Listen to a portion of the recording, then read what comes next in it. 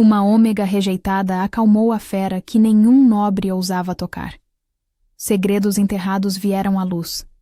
O rei imortal reivindicou aquela que o reino desprezava. Traições foram desmascaradas, e o destino de um reino inteiro mudou. Prepare-se, essa história vai mexer com seu coração de formas que você não esperava. Se você está gostando dessa história e quer acompanhar mais conteúdos emocionantes como este, não esquece de se inscrever no canal e ativar o sininho para não perder nenhuma novidade. Sua inscrição faz toda a diferença. Havia verdades que Mira carregava como feridas nunca curadas. 22 anos respirando em Thornwick, e cada um deles ensinara a mesma lição. Uma ômega sem alcateia valia menos que a palha usada para forrar currais. Encontrada ainda pequena nos degraus de pedra de um monastério abandonado, com marcas de rejeição no pescoço e um nome bordado em tecido grosseiro, a corte decidira que aquilo era sinal de fraqueza. Presságio ruim que se carrega, mas não se abraça. Cresceu mudando de ala em ala, de ordem em ordem, até ser empurrada para os estábulos reais, onde o cheiro de couro e suor de animal a mantinha longe de olhares que importavam. Gentil porque desistir doía mais, resiliente porque chorar não mudava nada, observadora porque sobreviver exigia ler silêncios antes que virassem punhos. Evitava cruzar olhares com nobres, evitava pedir qualquer coisa, evitava ocupar mais espaço do que o estritamente necessário para não ser notada. O único lugar onde ela podia baixar a guarda ficava ao lado dos guardas bestiais do castelo, lobos imensos do tamanho de cavalos de guerra, treinados para proteger muros e proteger segredos. Com eles, Mira não precisava implorar permissão para existir. Bastava ficar presente, firme e calma, e as feras a reconheciam como se enxergassem algo que todo mundo fingia não ver. Thornwick era governado por leis licãs repetidas como orações obrigatórias.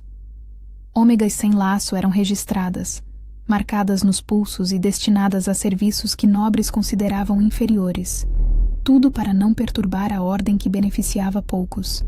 Nobres garantiam que a hierarquia mantinha a paz. Servos sabiam que ela mantinha privilégios e silêncios convenientes. No alto de tudo, Cassian, o rei Lycan, carregava séculos nos ombros largos como quem carrega montanhas. Sua imortalidade não era conto para assustar crianças. O rei atravessara guerras sangrentas, pestes que dizimaram aldeias inteiras, e coroações que ele presenciou de tronos diferentes. A corte o temia e o venerava com a mesma intensidade desesperada, mas comentava às sombras sempre a mesma ferida aberta. Cassian perdera sua companheira há muito tempo, e desde então recusava qualquer nova ligação. Essa recusa, porém, não era apenas luto romântico. Era disciplina severa, como se negar o instinto fosse a única forma de não se tornar o monstro que ele temia carregar dentro de si. O inverno daquele ano chegou cedo e cruel, e com ele, um rumor que cresceu como rachadura silenciosa em pedra sólida. Nobres descontentes com a longa soberania do rei, cansados de não influenciar sucessão nem decretos que afetavam suas terras, começaram a reunir homens armados sob a desculpa frágil de proteger o reino de um monarca que já não era humano o suficiente. Mira não escutava conselhos em salões fechados, mas escutava corredores gelados. Criados cochichavam em cantos escuros, escudeiros escondiam lâminas embaixo de mantos, e até os guardas bestiais pareciam inquietos, como se pressentissem aço onde deveria haver apenas respeito silencioso. A primeira faísca explodiu numa noite de patrulha rotineira, quando portões secundários foram forçados por dentro, com chaves que só gente do castelo possuía. Não foi invasão de estrangeiros. Foi ataque de gente conhecida, o tipo de traição que não precisa de exército, apenas de chaves certas e momento certo. Os rebeldes sabiam exatamente o que atingir para enfraquecer Cassian, sem enfrentá-lo diretamente no campo. Os guardas bestiais. Invadiram os estábulos e o pátio das feras com tochas acesas e correntes pesadas, tentando ferir e assustar os lobos gigantes, para depois culpar a brutalidade do rei e justificar um conselho regente que os favorecesse. Mira viu um dos tratadores, homem antes obediente e calado, abrir o ferrolho de ferro para os homens mascarados e entendeu imediatamente que ninguém viria salvar ninguém. O instinto dela não foi fugir para algum canto seguro, foi impedir que o medo se espalhasse e matasse tudo. Correu para o recinto mais antigo e isolado, onde dormia o lobo ancestral do rei, uma fera raríssima e temida, criada para responder apenas ao sangue real e a mais ninguém. A corrente no portão já fora cortada com precisão, e o animal, ferido na pata e acuado pelo fogo, estava prestes a atacar qualquer coisa que se movesse perto dele. Mira se aproximou sem arma na mão, porque sabia que qualquer gesto de ameaça o quebraria de vez, e usou o único talento que sempre lhe restara nos anos de invisibilidade. Uma empatia quase dolorosa, cultivada cuidando de criaturas maiores e mais fortes do que ela. Em vez de enfrentar a força bruta do lobo, ela regulou a própria respiração, até ficar quase imperceptível, e se colocou entre ele e o fogo invasor, aceitando o risco de ser despedaçada. O lobo não a despedaçou. Recuou um passo pesado, como se reconhecesse nela uma calma que não era submissão covarde, mas coragem verdadeira. Esse gesto salvou o animal e salvou o castelo de um massacre dentro dos próprios muros de pedra. Os guardas humanos chegaram tarde. O alarme foi tocado com atraso, e os rebeldes se dispersaram com rapidez suficiente para que poucos fossem capturados vivos. Cassian apareceu no pátio em meio à confusão de gritos e chamas, e o silêncio pesado que ele carregava parou homens e feras no mesmo instante. Viu o lobo ancestral mancando com sangue na pata. Viu Mira com o braço marcado por garras superficiais que rasgaram tecido e pele. E viu, sobretudo, que a fera inclinava a cabeça imensa para ela, de um modo que não fazia com ninguém além do próprio rei. A notícia correu pela madrugada fria. Uma serva ômega tocara o guardião do sangue real e vivera para contar. Para alguns nobres, era blasfêmia intolerável. Para outros servos, era presságio de algo maior. A corte reagiu como sempre reagia ao que não conseguia controlar ou entender, tentando enquadrar. Mira foi arrancada dos estábulos sujos e levada ao interior limpo do castelo, não como recompensa justa, mas como posse questionável. O conselho alegou que ela se tornara um risco político e um recurso valioso ao mesmo tempo, e decretou que ficaria sob vigilância constante da enfermaria real até esclarecimento completo. Para Mira, aquilo foi apenas uma prisão mais limpa e silenciosa. Ganhou cama de verdade, mas perdeu o pouco de liberdade que tinha nos estábulos. Um dos guardas, o capitão Tobias, que antes a tratava com impaciência displicente, passou a vigiá-la com seriedade incomum e quase respeitosa. Ele conhecia as regras antigas do reino e temia que alguém a silenciasse para impedir perguntas inconvenientes. 2 dias depois do ataque, mensageiros chegaram de feudos vizinhos com selos quebrados e avisos formais de instabilidade crescente.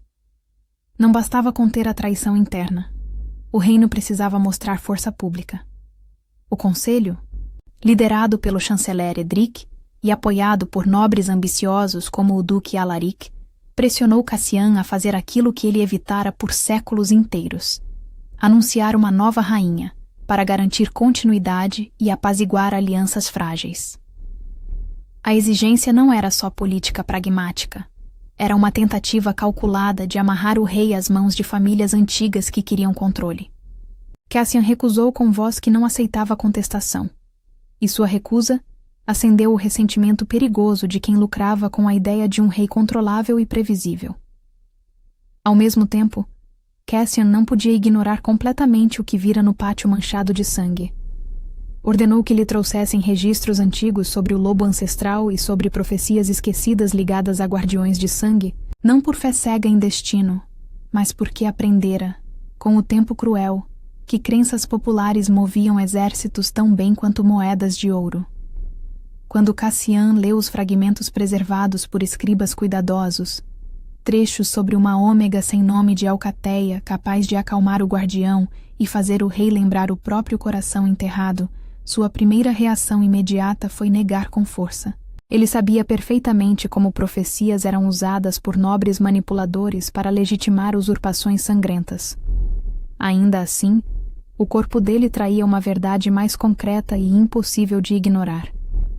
Perto de Mira, o lobo interior que costumava se agitar em crises violentas de dor e fúria, ficava silencioso, como se finalmente encontrasse repouso que buscava há séculos. Cassian começou a chamá-la para acompanhar os curativos do guardião ferido, alegando necessidade prática de alguém que o animal aceitasse. O motivo real era mais difícil de aceitar ou confessar. Ele precisava entender por que aquela serva desprezada pela corte conseguia deter uma parte dele que nem o tempo comprido domara. A primeira tentativa calculada de arrancar Mira daquele lugar protegido veio com veneno colocado discretamente em sua comida na enfermaria silenciosa. Quem planejou não buscava espetáculo público.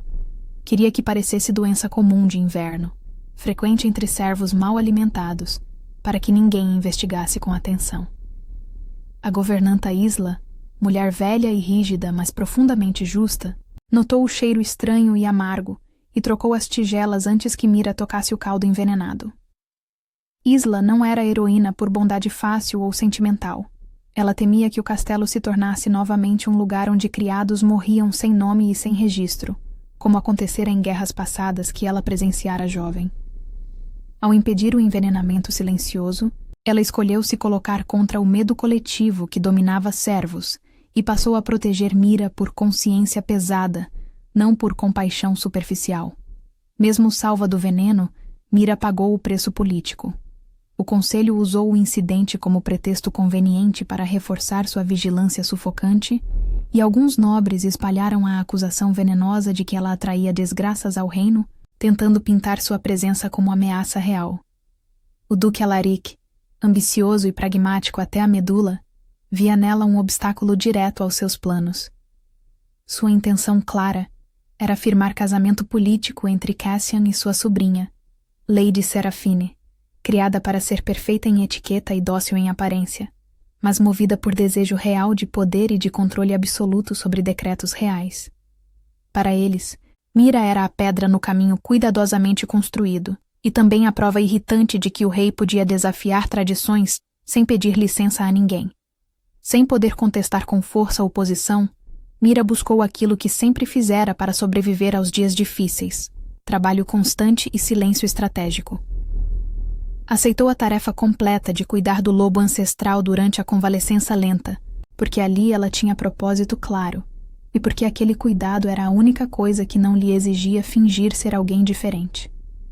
O vínculo com a fera se aprofundou não por magia repentina de conto, mas por disciplina diária. Ela aprendeu os sinais sutis de dor, ajustou a alimentação com cuidado, treinou respiração para manter o animal calmo em momentos críticos. Com isso, ganhou acesso inesperado aos arquivos antigos de tratamento de feras, onde descobriu, por acaso que não parecia acaso, que existiam registros velhos com seu próprio nome grafado de forma diferente, como se alguém tivesse tentado apagá-la completamente e reescrevê-la como outra pessoa. A descoberta não veio como iluminação súbita de destino, mas como soma lenta de peças espalhadas. Tobias, o capitão de guarda, a levou discretamente até a ala empoeirada de arquivos, alegando necessidade de inventário rotineiro, porque também desconfiava profundamente que a rebelião fora preparada com ajuda interna e organizada. Lá, entre pergaminhos amarelados de registro de servos e listas antigas de ômegas, Mira encontrou um documento lacrado que mencionava uma criança entregue ao castelo com pagamento secreto de uma casa nobre e específica. O selo de cera correspondia exatamente à família de Alaric. Ao cruzar datas e nomes com atenção dolorosa, ela percebeu que sua orfandade fora fabricada com propósito. Ela fora retirada de alguém importante e empurrada para a invisibilidade absoluta de propósito claro. A razão era concreta e cruel como ferro. Uma ômega com determinados traços de sangue antigo podia, segundo a tradição Lycan esquecida, reivindicar direito a jurar antigos votos perante o conselho. Votos que limitavam abusos de poder nobre e protegiam os mais fracos. Mantê-la sem alcateia e sem nome verdadeiro era manter essas chaves perigosas enterradas para sempre. Cassian ouviu a conclusão dela com atenção rara que ele não dava a quase ninguém. Não porque confiava facilmente em servos, mas porque a lógica era consistente e sólida com o que ele via no reino havia décadas inteiras. As casas nobres usavam a tradição sagrada para se proteger, nunca para servir o povo. Ainda assim, ele não se apressou em proclamá-la escolhida por destino divino. O rei sabia por experiência amarga que uma decisão impensada levaria à guerra civil sangrenta. E Mira sabia por instinto que qualquer destaque público poderia esmagá-la completamente.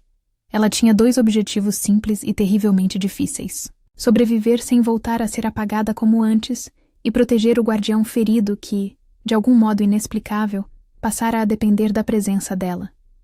Para cada um desses objetivos, havia obstáculos reais e imensos. Para sobreviver, ela precisava enfrentar as leis que a classificavam como propriedade descartável e a hostilidade aberta da corte que a tratava como intrusa indesejada. Para proteger o lobo, ela precisava impedir novos ataques organizados e aprender a se mover dentro do castelo imenso, sem ser isolada pela vigilância constante.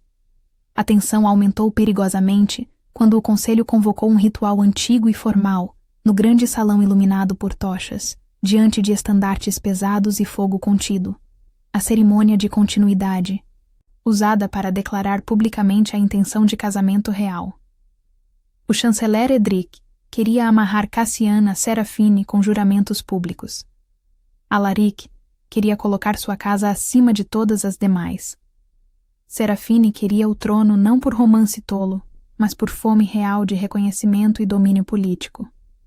Cassian, por sua vez, aceitava a cerimônia apenas como forma calculada de ganhar tempo precioso, expor traidores escondidos e evitar que feudos vizinhos usassem a instabilidade como desculpa conveniente para invadir terras.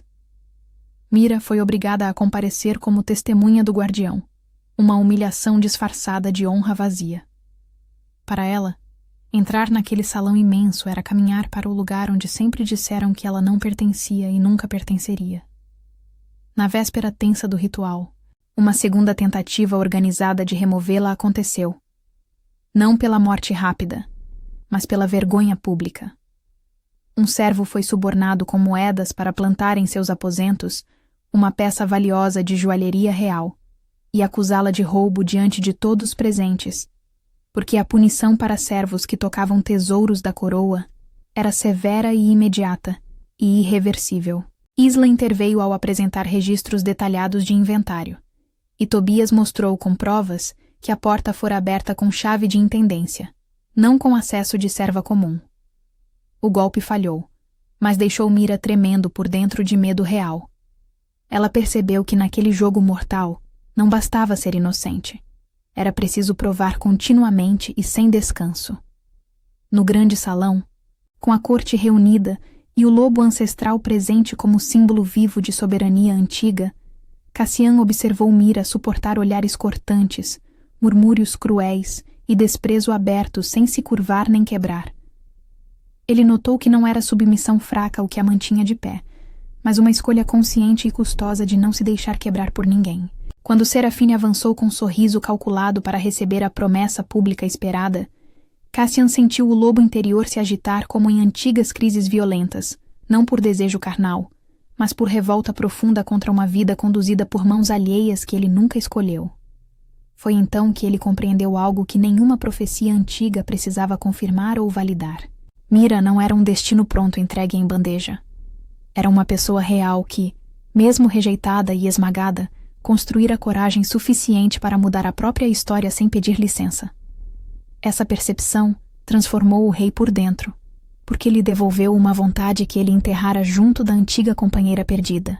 A vontade de viver de verdade e governar sem ser arrastado eternamente pela dor antiga. Cassian interrompeu o ritual antes do juramento final que todos esperavam e fez a reivindicação diante de todos os presentes, não como capricho impulsivo, mas como ato político calculado e deliberado. Ao escolher uma ômega sem alcateia e colocá-la sob proteção real direta, ele desafiava leis ancestrais que permitiam à nobreza controlar quem podia ascender e quem devia permanecer embaixo. Ao mesmo tempo, ele oferecia ao reino uma imagem clara de força. Um rei que não se curvava ao conselho nem a pressões. A corte reagiu com choque visível. Alaric viu ruir seu plano cuidadoso. Edric percebeu que perderia o controle que julgava ter. Serafine sentiu sua ambição escorrer pelos dedos como areia. O perigo se tornou imediato e palpável. Alguns nobres tentaram incitar guardas humanos contra o rei, alegando sacrilégio intolerável. Porém, o lobo ancestral, ainda ferido e mancando, ergueu-se pesado ao lado de Mira e rosnou baixo e ameaçador para os que avançavam, sinal claro de que o símbolo vivo do trono aceitava aquela escolha sem contestação. Mira, diante da chance real de recuar e voltar à invisibilidade segura, que era tudo o que aprendera a desejar durante anos, precisou tomar a decisão mais difícil da vida: aceitar ser vista por todos. Ela não aceitou por fantasia romântica de ascensão fácil, mas por necessidade concreta e por responsabilidade pesada. Se recusasse, Cassian ficaria politicamente exposto e vulnerável, e o castelo se fragmentaria em facções violentas, colocando servos inocentes e feras em risco real.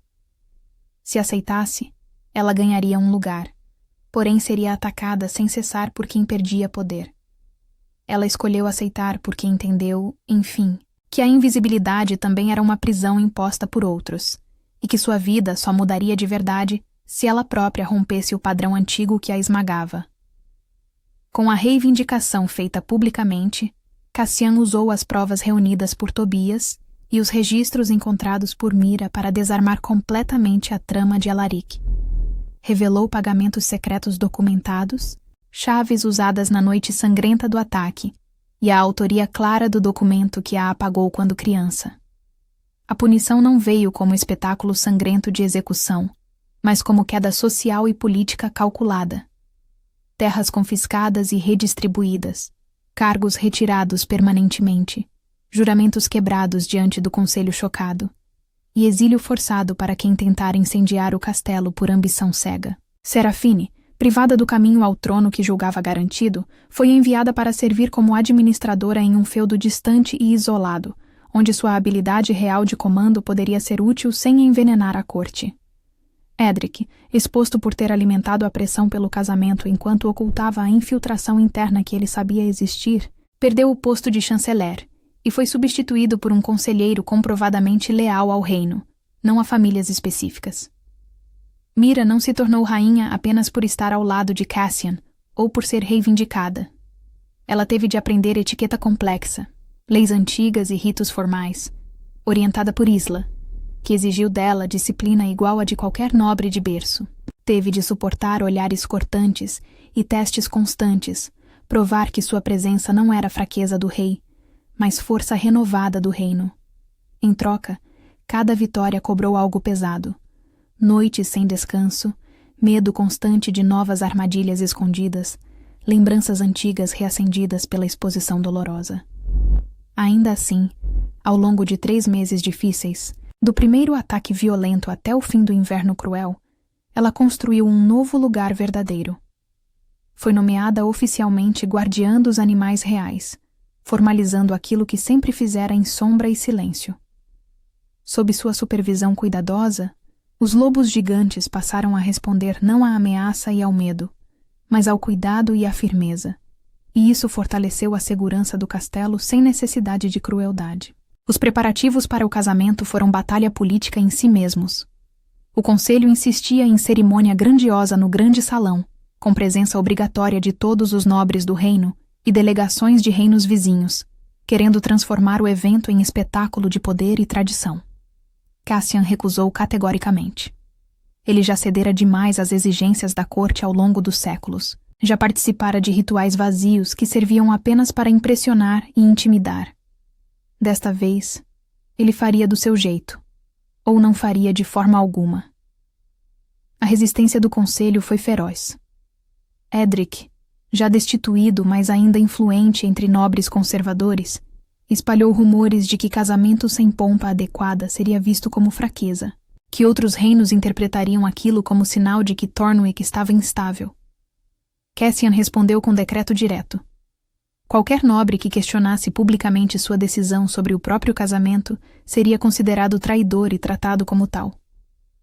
A ameaça não era vazia, e o silêncio que se seguiu provou que todos sabiam disso. Mira, por sua vez, não se importava com onde ou como o casamento aconteceria. Ela já aprendera que rituais públicos eram performances para outros, não celebrações verdadeiras.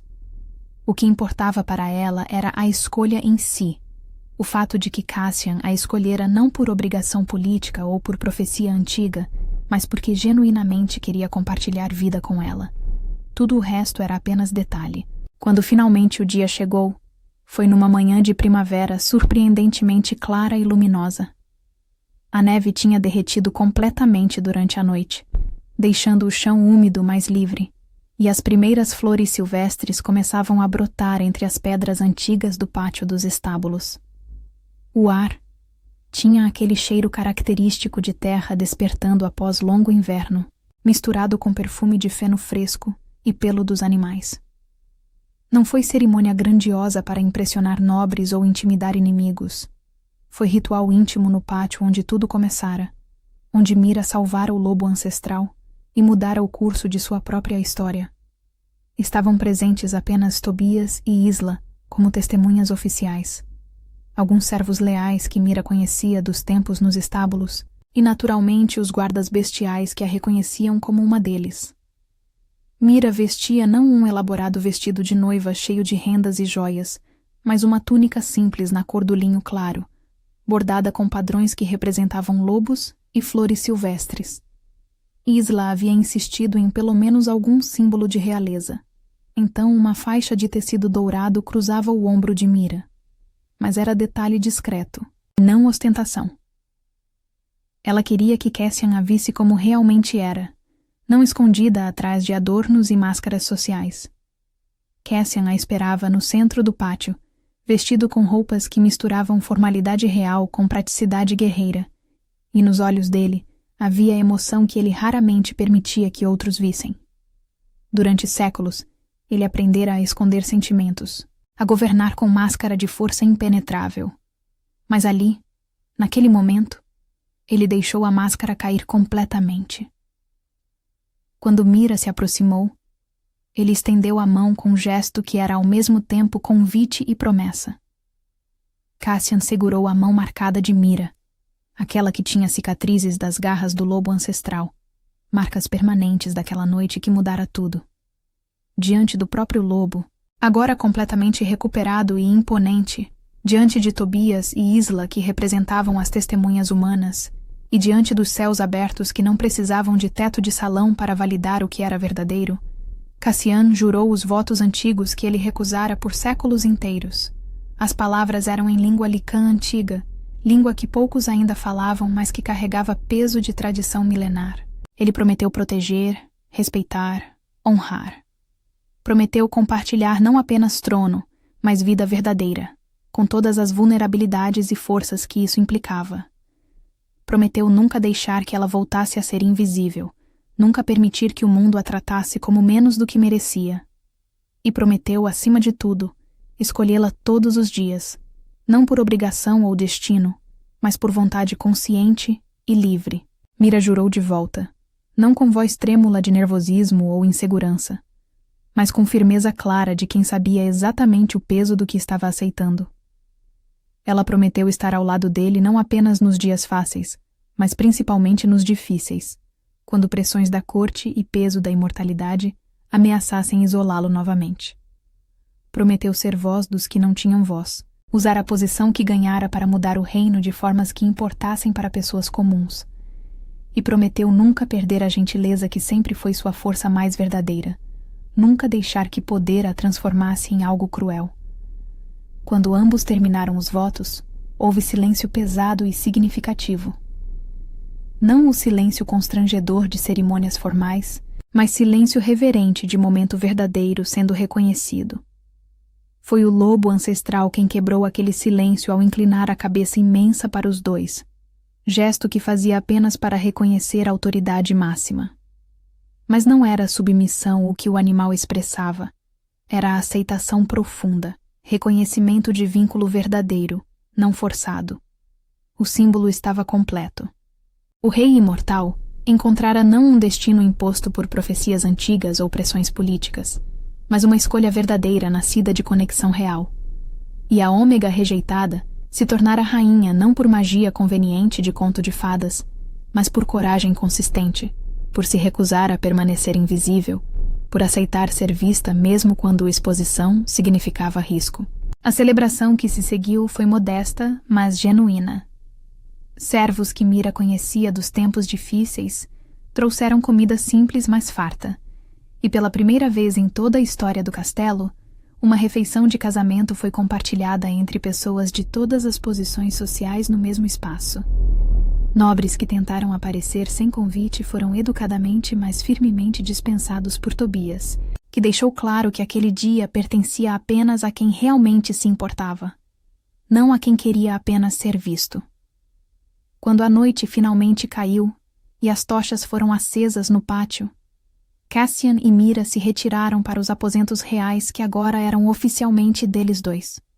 Não como rei e serva, não como imortal e mortal, mas como duas pessoas que escolheram dividir vida apesar de todas as razões que o mundo lhes dera para desistir.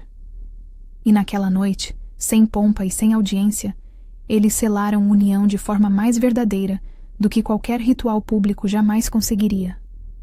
Quando a primavera finalmente rompeu a neve e trouxe luz nova, Thornwick já não era o mesmo reino. Cassian, antes isolado no próprio luto interminável, voltou a governar com presença plena, porque o vínculo com Mira não apagava sua dor antiga, mas a tornava suportável e humana novamente. Mira, antes a ômega que ninguém queria ou via, passou a ser respeitada não por milagre divino, mas por ter sobrevivido ao desprezo, por ter encontrado provas escondidas, por ter escolhido agir quando a covardia era caminho mais seguro. E o reino, ao ver o rei desafiar leis injustas e ainda assim manter a estabilidade e a força, começou a aceitar uma mudança que parecia impossível antes, que hierarquia não precisava significar esmagamento dos mais fracos. Os primeiros meses como rainha foram os mais difíceis que Mira já enfrentara, e ela enfrentara muita coisa na vida. A corte não perdoava facilmente o que considerava a transgressão intolerável da ordem natural. Nobres que antes nem notavam sua presença, agora a estudavam com olhos afiados, procurando erros, esperando que ela tropeçasse em etiqueta ou cometesse algum deslize que provasse que ela não pertencia àquele lugar de poder. Cada refeição formal era um campo minado de talheres específicos e conversas cheias de armadilhas veladas. Cada audiência pública era um teste de postura, de voz, de presença que ela nunca fora treinada para ter. Mas Mira não desistiu, porque desistir significaria não apenas sua própria queda, mas a humilhação de Cassian e a vitória de quem tentara destruí-la. Isla se tornou sua maior aliada nessa transformação dolorosa. A governanta velha não facilitava nada, não oferecia elogios vazios nem consolos sentimentais, mas ensinava com a firmeza de quem realmente queria que Mira sobrevivesse. Passavam horas nos aposentos reais, com Isla corrigindo a postura de Mira, ensinando como caminhar com vestidos pesados sem parecer desconfortável, como falar em público sem que a voz tremesse, como usar silêncio como arma, quando palavras eram perigosas demais. Mira aprendeu que ser rainha não era apenas usar coroa, era aprender a carregar o peso de olhares, de expectativas, de ódios silenciosos sem deixar que nada disso a quebrasse por dentro. Cassian observava essa transformação com sentimentos misturados. Orgulho pelo que ela estava conquistando, mas também culpa por tê-la colocado naquela posição. Ele sabia que a vida dela seria mais fácil se ele nunca tivesse feito aquela reivindicação pública, se tivesse deixado ela continuar invisível e segura nos estábulos. Mas ao mesmo tempo, ele não conseguia se arrepender completamente, porque pela primeira vez em séculos, ele sentia que estava vivendo de verdade, não apenas existindo num trono frio esperando os anos passarem. Mira despertara algo nele que ele julgava morto, a vontade de construir futuro, não apenas proteger passado. As noites eram quando eles finalmente podiam baixar as máscaras que usavam durante o dia. Nos aposentos privados, longe de olhos julgadores e ouvidos curiosos, Cassian e Mira conversavam como duas pessoas cansadas que encontravam descanso uma na companhia da outra. Ele contava histórias de guerras antigas, de erros que cometera, de pessoas que amara e perdera ao longo dos séculos. Ela falava dos anos nos estábulos, das pequenas alegrias que encontrava cuidando dos animais, dos sonhos que nunca ousara sonhar, porque sonhar doía demais quando você sabia que nunca se realizariam. Essas conversas os aproximavam de formas que nenhum ritual ou cerimônia conseguiria, porque eram honestas, vulneráveis, reais. O primeiro grande desafio político de Mira como rainha veio 3 meses depois do casamento, quando uma delegação de um reino vizinho chegou para negociar tratados comerciais. O líder da delegação, um nobre arrogante chamado Lord Brennan, deixou claro desde o início que não respeitava a autoridade de Mira. Ele dirigia todas as perguntas a Cassian, ignorava quando ela falava, e fazia comentários velados sobre como era incomum uma serva se sentar em trono de rainha. A corte observava tensa, esperando para ver como Mira reagiria, se ela perderia a compostura, se provaria que realmente não estava preparada. Mira não perdeu a compostura. Ela esperou pacientemente até que Brennan fizesse uma exigência particularmente absurda sobre taxas comerciais, algo que beneficiaria enormemente o reino dele às custas de Thornwick. Foi então que ela falou, com voz calma, mas firme, explicando exatamente por que aquela proposta era inaceitável, citando números específicos, acordos anteriores e consequências econômicas que mostrava que ela estudara profundamente a situação. Brennan tentou interrompê-la com condescendência, mas Mira não parou de falar, e sua argumentação era tão sólida, tão bem fundamentada, que mesmo nobres que a desprezavam tiveram que reconhecer internamente que ela sabia do que estava falando. Cassian não interferiu, mesmo quando viu a expressão de surpresa e depois de raiva no rosto de Brennan. Ele deixou Mira conduzir a negociação e assistiu com algo parecido com admiração quando ela conseguiu não apenas rejeitar a proposta absurda, mas renegociar termos que eram mais favoráveis a Thornwick. Quando a delegação finalmente saiu, frustrada mas obrigada a aceitar os novos termos, a sala ficou em silêncio pesado. Foi Tobias, o capitão da guarda, quem quebrou o silêncio ao inclinar a cabeça para Mira com respeito genuíno, gesto que ele nunca fizera antes.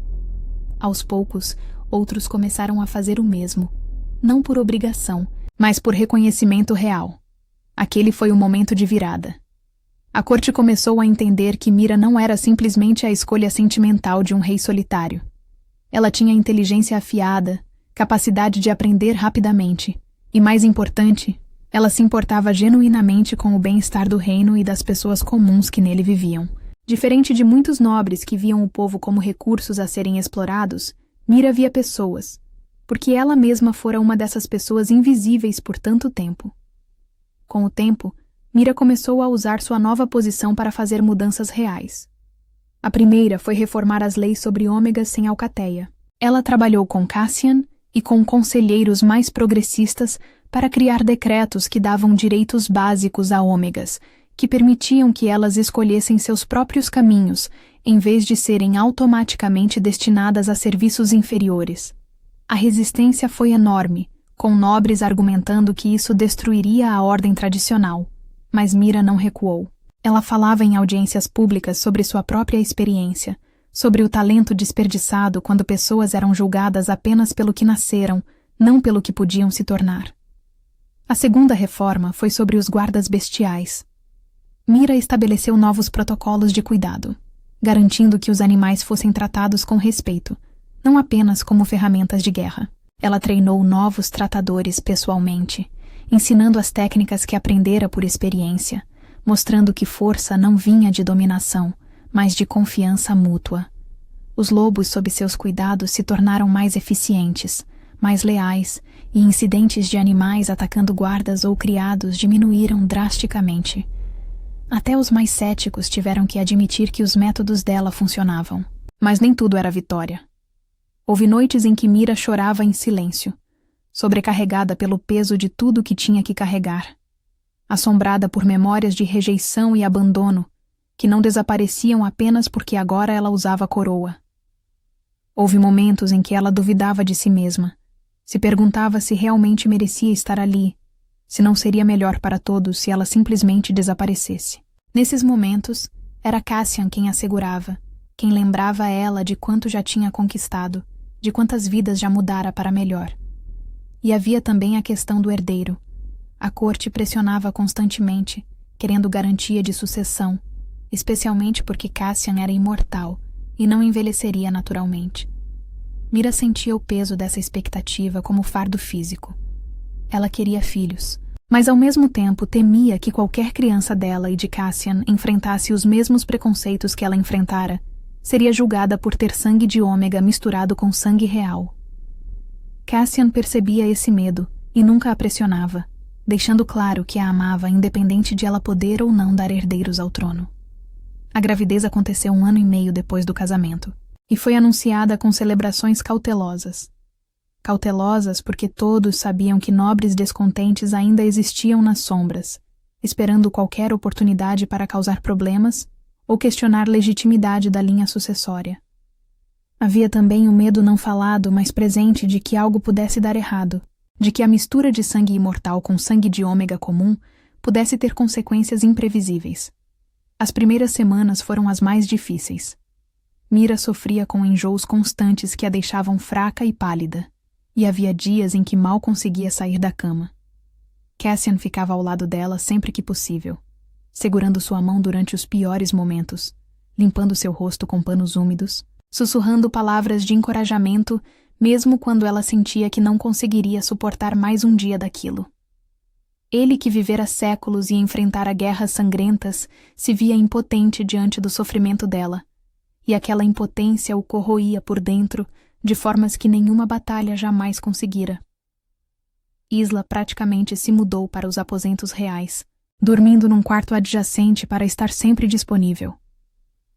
A governanta velha conhecia ervas e remédios antigos que ajudavam a aliviar os piores sintomas, e tinha experiência suficiente com gestações problemáticas para saber o que era preocupante e o que era apenas desconfortável. Ela se tornou não apenas ajudante, mas confidente de Mira durante aqueles meses, oferecendo não só cuidados práticos, mas também conselhos honestos sobre maternidade, sobre medos e esperanças, sobre o que esperar depois que a criança nascesse. A gestação de Mira foi vigiada intensamente por razões tanto médicas quanto políticas. Guardas foram duplicados nas entradas dos aposentos reais, e Tobias pessoalmente escolheu cada homem que tinha acesso àquela ala do castelo, garantindo que apenas pessoas absolutamente confiáveis pudessem se aproximar da rainha grávida. Havia medo constante de envenenamento, de acidentes arranjados, de qualquer coisa que pudesse prejudicar tanto Mira quanto a criança que carregava. Mira sentia-se às vezes como prisioneira dourada, presa nos próprios aposentos enquanto vida continuava lá fora sem ela. Ela sentia a falta dos estábulos, dos guardas bestiais que ainda considerava seus verdadeiros companheiros. Mas entendia a necessidade de cautela. Ela carregava não apenas uma criança, mas o futuro concreto de mudanças que começara a implementar. Se algo acontecesse com ela ou com o bebê, nobres conservadores usariam aquilo como prova de que a união dela com Cassian era amaldiçoada, que a hierarquia tradicional não devia ser desafiada. Conforme os meses passavam, e a barriga de Mira crescia visivelmente, a tensão no castelo também aumentava. Havia apostas discretas entre nobres sobre se a criança nasceria viva, se seria saudável, se teria marcas de ômega ou traços de sangue real. Alguns torciam genuinamente pelo sucesso, querendo ver reino prosperar com sucessão garantida. Outros aguardavam ansiosamente qualquer sinal de problema que pudessem usar para questionar a legitimidade da linha sucessória. Cassian passou aqueles meses dividido entre governar o reino e cuidar de Mira. Ele cancelou viagens que normalmente faria a feudos distantes, delegou mais responsabilidades a conselheiros confiáveis e fez questão de estar presente em todos os momentos importantes. Quando Mira finalmente sentiu o bebê se mexer pela primeira vez, foi a mão de Cassian que ela guiou até a barriga, para que ele também pudesse sentir aquele movimento minúsculo, mas profundamente significativo. O rei imortal, que pensava já ter experimentado tudo que vida podia oferecer, descobriu que havia emoções completamente novas esperando por ele. O parto começou numa noite de tempestade, o que Isla imediatamente interpretou como sinal complicado. Raios cortavam o céu escuro enquanto contrações de Mira ficavam cada vez mais frequentes e dolorosas. As curandeiras mais experientes do reino foram chamadas, e todas se reuniram nos aposentos reais com expressões sérias que não escondiam a preocupação real. Partos de primeira vez eram sempre arriscados, e este tinha complicações adicionais que ninguém sabia exatamente como prever ou controlar. O parto foi difícil e demorado de formas que ultrapassaram todas as previsões pessimistas. Mira gritava de dor enquanto contrações rasgavam seu corpo, e sangue manchava os lençóis em quantidade que fazia as curandeiras trocarem olhares tensos. Houve momentos longos e aterrorizantes em que elas temeram perder tanto mãe quanto bebê, em que consideraram fazer escolhas impossíveis sobre quem tentar salvar se chegasse a esse ponto. Cassian ficou do lado de fora da sala, porque tradição e praticidade exigiam aquilo, mas cada grito de dor de Mira o atingia como lâmina afiada. Ele andava de um lado para outro do corredor como animal enjaulado, impotente pela primeira vez em séculos, ouvindo a mulher que amava sofrer e não podendo fazer absolutamente nada para ajudar. O lobo interior se debatia em agonia dentro dele, querendo romper portas e proteger sua companheira de qualquer ameaça, sem entender que não havia inimigo para lutar, apenas processo natural que precisava seguir seu curso. Tobias ficou ali com ele durante toda aquela noite interminável, presença silenciosa e solidária. O capitão da guarda não ofereceu palavras vazias de conforto, porque sabia que não havia conforto possível naquela situação. Apenas permaneceu presente, testemunha silenciosa do sofrimento de um rei que sempre parecera invencível, mas que agora estava claramente quebrado de medo. Dentro da sala, Mira lutava com determinação que surpreendia até as curandeiras mais experientes. Ela recusava desistir, recusava deixar que dor a dominasse completamente. Entre contrações devastadoras, ela segurava a mão de Isla com força que deixava marcas, e respirava como a governanta ensinara, tentando manter algum controle sobre o corpo que parecia ter vontade própria. Ela pensava em Cassian esperando lá fora, pensava em todas as pessoas que contavam com ela, pensava em todas as ômegas que viriam depois e que precisavam ver que era possível, que elas podiam sobreviver e prosperar. Quando finalmente, depois de horas que pareceram dias inteiros, o choro agudo de bebê ecoou pela sala. Foi como se tempo inteiro parasse por um momento.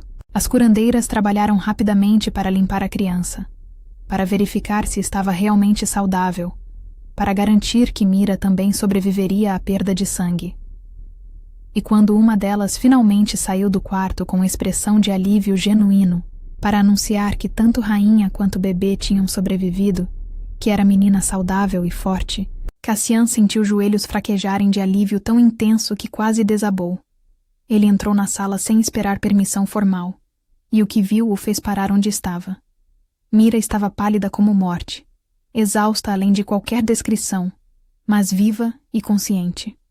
E nos braços dela, embrulhada em tecido macio, estava a criança mais perfeita que ele já vira em todos os seus séculos de existência. A menina tinha olhos que já mostravam tons dourados característicos do pai, mas o rosto delicado e a expressão serena eram completamente de Mira. Cassian se aproximou devagar, como se tivesse medo de quebrar o momento com um movimento brusco. Quando Mira ergueu os olhos para ele e sorriu, exausta, mas genuinamente feliz, ele sentiu algo dentro dele se reorganizar completamente. Esta era sua família agora. Não apenas responsabilidade abstrata de reino, mas pessoas reais que ele amava mais do que conseguia expressar em palavras. A filha deles, que nomearam Lyra em homenagem a uma estrela antiga, que segundo lendas guiava perdidos de volta para casa, tinha olhos dourados do pai e gentileza instintiva da mãe. Desde os primeiros dias, já era possível ver que ela seria diferente, especial de formas que não tinham nada a ver com ser herdeira real. Havia nela uma calma que não era comum em recém-nascidos, uma forma de observar o mundo com curiosidade em vez de medo. Desde pequena, ela mostrou afinidade especial com os guardas bestiais, e Mira soube imediatamente que sua filha nunca enfrentaria o que ela enfrentara. Lyra cresceria sabendo que era amada incondicionalmente, que pertencia sem precisar provar nada, que tinha direito de ocupar espaço no mundo sem pedir desculpas. Os primeiros meses de vida de Lyra foram desafiadores de formas que Mira não antecipara completamente. Ser mãe de primeira viagem já seria difícil em circunstâncias normais, mas ser mãe, enquanto também era rainha de um reino ainda instável, politicamente adicionava camadas de complexidade que às vezes pareciam insustentáveis. Havia noites em que Lyra chorava sem parar, e Mira, exausta além de qualquer descrição, sentia que estava falhando tanto como mãe quanto como rainha. Isla se tornou presença indispensável naqueles primeiros meses. A governanta velha ensinava a Mira sobre cuidados práticos com o bebê, como acalmar choro, como reconhecer sinais de fome versus desconforto, como encontrar ritmo entre necessidades da criança e responsabilidades do reino. Mas mais importante que conhecimento prático, Isla oferecia perspectiva quando Mira se sentia sobrecarregada. Lembrava ela que não precisava ser perfeita, que cometer erros era parte natural de aprender a ser mãe, que amor e esforço genuíno importavam mais do que técnica impecável.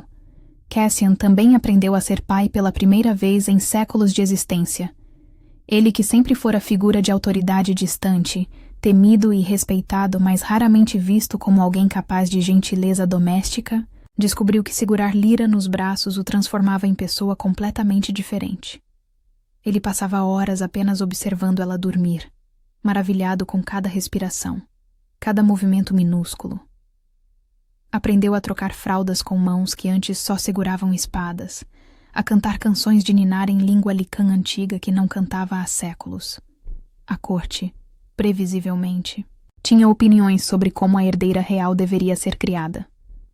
Nobres mais conservadores insistiam que Lyra deveria ser entregue a amas especializadas desde cedo, que rainha tinha responsabilidades mais importantes do que cuidados diários de bebê, que criar a criança pessoalmente era comportamento inadequado para alguém de posição. Mira ignorou todas essas sugestões com firmeza que não admitia discussão. Ela esperara a vida inteira para ter família, para ter alguém que fosse verdadeiramente dela, e não iria entregar aquilo para estranhos apenas para satisfazer expectativas absurdas de etiqueta. Conforme Lyra crescia e começava a engatinhar, depois a andar com passos trôpegos mais determinados, sua personalidade única se tornava cada vez mais evidente.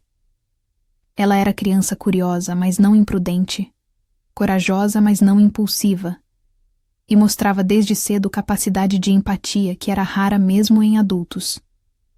Quando via servos trabalhando nos corredores, ela sempre parava para cumprimentar, para perguntar nomes, para demonstrar interesse genuíno que fazia pessoas se sentirem vistas e valorizadas. Mas foi nos estábulos que a verdadeira natureza de Lyra se revelou completamente. Mira a levava ali desde muito pequena, acreditando que filha deveria crescer conhecendo os guardas bestiais que faziam parte tão importante da história familiar. A primeira vez que Lyra viu o lobo ancestral, aos 2 anos de idade, ela não demonstrou medo algum. Ao contrário, ela caminhou direto até a fera imensa, estendeu mão pequena e tocou o focinho do animal com confiança que deixou até Mira momentaneamente preocupada. O lobo, que podia ser perigosamente territorial, mesmo com pessoas conhecidas, simplesmente abaixou a cabeça e deixou a criança acariciá-lo. Foi como se reconhecesse nela algo especial, assim como reconhecera em Mira anos antes. Tobias, que presenciou aquela cena, comentou depois que nunca vira nada igual em toda a sua vida. Animais que normalmente levavam meses para confiar em tratadores novos aceitavam Lyra imediatamente, como se ela falasse língua que só eles entendiam. Cassian observava o desenvolvimento da filha com mistura de orgulho e preocupação crescente. Orgulho porque ela era extraordinária de todas as formas que importavam, demonstrando qualidades que fariam dela não apenas boa rainha, mas boa pessoa. Preocupação porque ele sabia, por experiência de séculos, que pessoas extraordinárias atraíam tanto admiração quanto inveja. E inveja podia ser perigosa, especialmente para a criança que ainda não tinha defesas adequadas. Ele começou a treinar Lyra desde cedo, não em combate físico porque ela ainda era muito jovem, mas em consciência situacional, em como ler intenções das pessoas através de linguagem corporal e tom de voz, em como reconhecer quando alguém era genuíno versus quando estava fingindo. Ensinava ela através de histórias sobre decisões que tomara ao longo dos séculos, sobre erros que cometera por confiar nas pessoas erradas, sobre a importância de questionar até aqueles que pareciam dignos de confiança absoluta. Mira complementava esses ensinamentos com lições diferentes, mas igualmente importantes.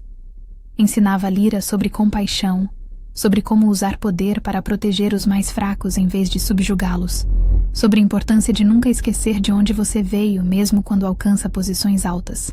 Contava histórias sobre própria infância nos estábulos, sobre como era ser invisível, sobre dor de não pertencer, para que filha nunca tratasse ninguém como se fossem menos importantes por terem nascido em posições mais baixas. Nos anos que se seguiram ao nascimento de Lyra, Thornwick mudou de formas que iam além de apenas reformas políticas superficiais. Mudou na mentalidade coletiva, lenta, mas profundamente. As reformas de Mira começaram a dar frutos reais. Ômegas que antes viviam invisíveis ganharam oportunidades, algumas se tornando curandeiras respeitadas, outras administradoras competentes, outras guerreiras ferozes.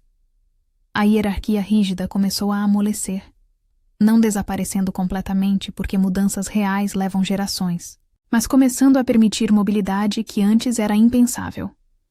Cassian, que governara por séculos com mão firme mas distante, aprendeu com Mira a se conectar com o povo de formas que nunca tentara antes. Eles faziam visitas a aldeias, ouviam reclamações diretamente de camponeses, implementavam mudanças baseadas em necessidades reais, não em suposições de nobres distantes. O rei imortal, que sempre parecera figura distante e aterrorizante, começou a ser visto como governante que realmente se importava. Houve ainda resistências, ainda tentativas de sabotagem, ainda nobres que nunca aceitariam completamente uma ômega no trono. Mas com cada ano que passava, essas vozes ficavam mais fracas, menos relevantes, porque resultados falavam mais alto que preconceitos. Thornwick prosperava sob o governo conjunto de Cassian e Mira, e até os mais teimosos tinham dificuldade em argumentar contra a prosperidade real. No pátio dos estábulos, agora reformado e expandido, o lobo ancestral caminhava sem mancar, forte e imponente novamente. Quando Mira passava com pequena Lyra no colo, as feras inclinavam suas cabeças imensas não como submissão forçada, mas como reconhecimento verdadeiro e profundo de quem aprendeu a ser vista sem perder a gentileza que sempre teve, e de quem, ao ser reivindicada por um rei, também reivindicou a si mesma e o direito de existir sem ser apagada ou diminuída. E ao lado dela, sempre, Cassian não era mais apenas o rei imortal que todos temiam, mas o homem que aprendera, enfim, que viver não era apenas sobreviver ao tempo infinito, mas escolher, conscientemente a cada dia que nascia, dividir o peso da coroa com alguém que entendia o custo real de cada escolha, de cada sacrifício, de cada vitória conquistada com sangue e lágrimas e determinação implacável de não se curvar. Anos depois, quando Lyra já tinha idade suficiente para entender histórias, Mira a levava aos estábulos e contava como tudo começara ali, naquele mesmo lugar. Contava sobre a noite em que salvou o lobo ancestral, sobre como teve coragem de aceitar ser vista quando invisibilidade era tudo que conhecia. Contava não para se glorificar, mas para ensinar a filha que mudança real começa com escolha, que ninguém precisa aceitar o lugar que o mundo tenta forçá-las a ocupar, que gentileza não é fraqueza, mas força da mais rara. E Lyra ouvia, com olhos dourados brilhando de admiração e compreensão, sabendo que carregava legado pesado, mas precioso. Um dia ela seria rainha e governaria um reino que sua mãe ajudara a transformar. Um reino onde ômegas não eram mais automaticamente invisíveis, onde hierarquia não era mais desculpa para a crueldade, onde mesmo os mais improváveis podiam ascender se tivessem coragem de tentar. Mas isso seria história para outro dia. Por agora, Mira simplesmente segurava a mão pequena da filha.